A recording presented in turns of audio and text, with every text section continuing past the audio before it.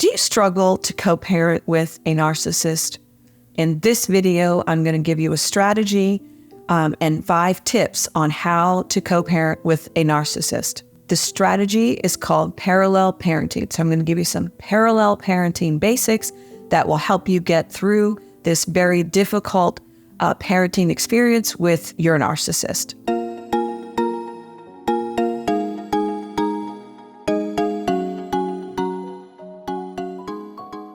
So for those of you who don't know what parallel parenting is, I'll just give you my layman's definition of what it is.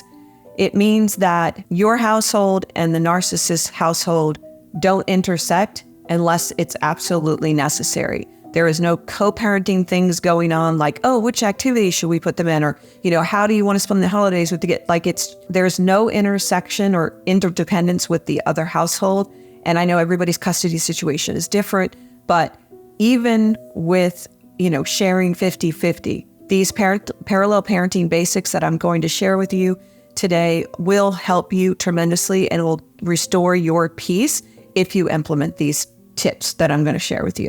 So tip number 1 is there is nothing that you can do on your own to help the other person or to get that other person, the narcissist, to change how they parent. They're not interested in co-parenting, so you need to accept the reality. There's nothing that you can do to help that person, be different with you. There's nothing you can do. So tip number 1 is to stop trying, because the trying brings on the stress. It brings on the drama. It brings on the fights and the arguments. So accept the reality that you cannot change that person. This means that parallel parenting is your only option. So let's get on to tip number 2, which is that to accept the reality that there are many things that you can do for you on your own, things that you can adjust in your own parenting style to help the situation. So that old saying, you can only control yourself, no one else, is so true here.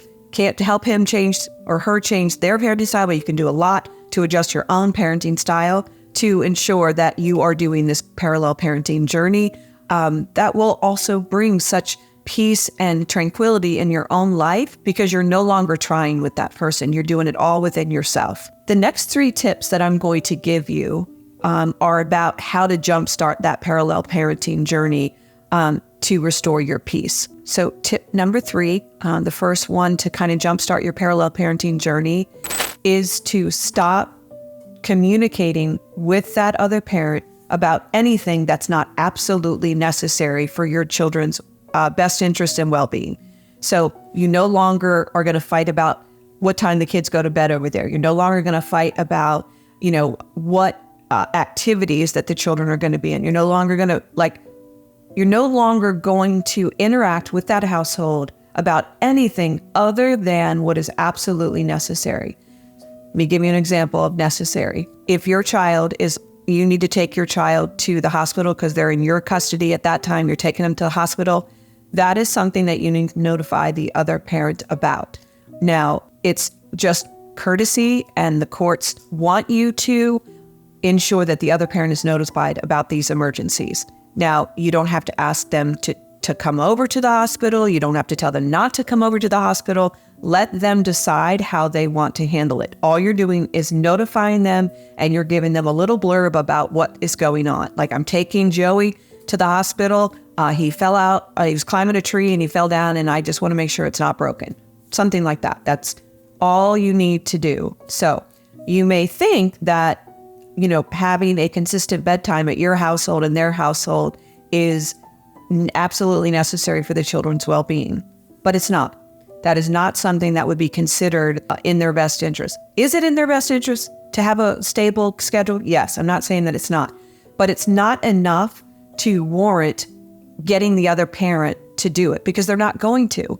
If you want them to go to bed at 9 because it's in their best interest, that other parent may not believe that or think that. They may not believe that a consistent bedtime is necessary. And you're never going to get them to honor that. In fact, if you tell them that's what you want, they're going to give you just the opposite. They're going to seize that opportunity to fight with you, to argue with you, and somehow make you a bad parent for requesting it. It is just not worth it.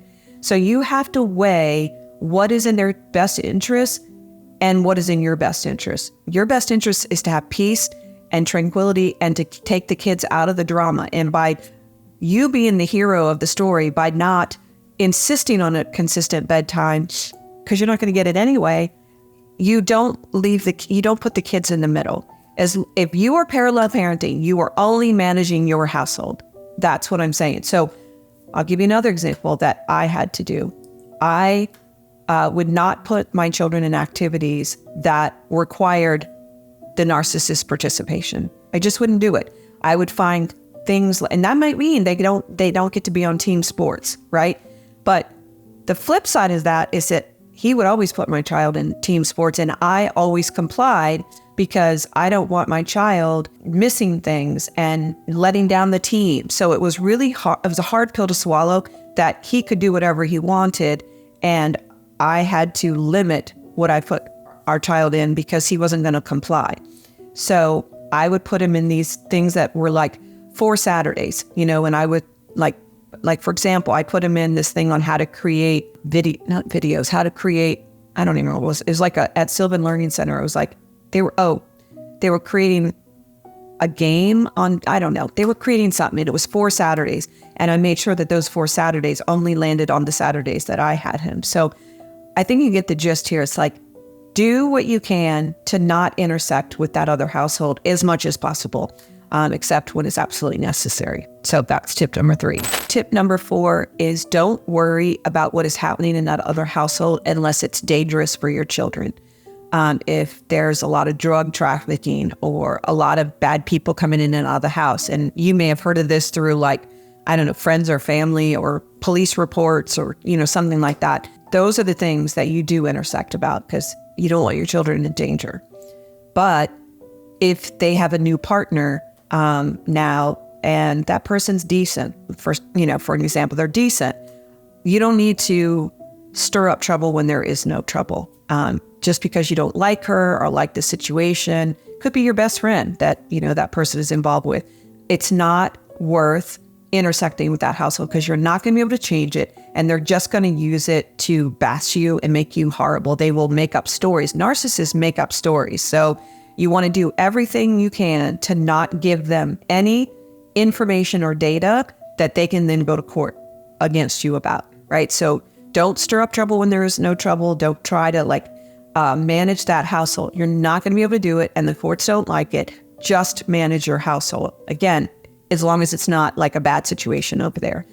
You want to make sure that you just leave that household alone and you just manage your household. So that's tip number 4. And lastly, tip number 5, if that parent, the narcissistic parent, needs you to be flexible for important events like a funeral, a graduation, a family reunion, something like that, something special, it is in your best interest to be flexible with your schedule with the children to allow your children to go to those events.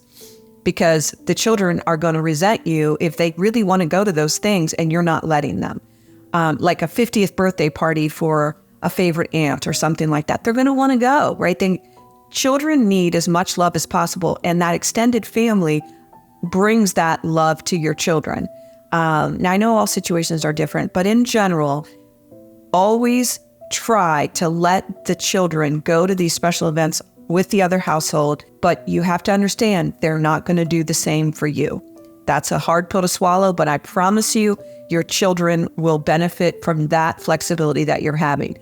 These children are going to grow up one day and remember the times that they could not participate in events with you, and they're going to know that it was the other parent that didn't allow it, right? You don't want to be resented by your children later for some temporary thing right now.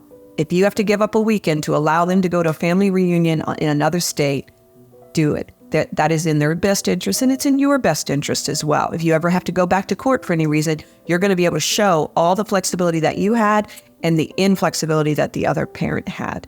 So that's tip number 5, is to always allow them to do it, even though the other parent is not going to allow it on your end. And you can test that if you want. You can, just for giggles, you can say, hey, we have a wedding to go to, or we have such and such to go to on Saturday. I know that's your Saturday, but can the kids come? They're likely to say no. Document that. If you ever need it for court, you'll have it. You want to be the hero in this story because the narcissistic parent can't do that. They're not about the children's best interest. They are about winning. They're about game playing. They are about finding narcissistic supply. They're about finding any kind of attention they can get, even if it's bad attention. So if you engage in an argument, you are literally giving them the supply that they want. So you're falling into the trap. So that's my advice to you, is to be the hero in the story for the children, and don't intersect with that other household unless it's absolutely necessary.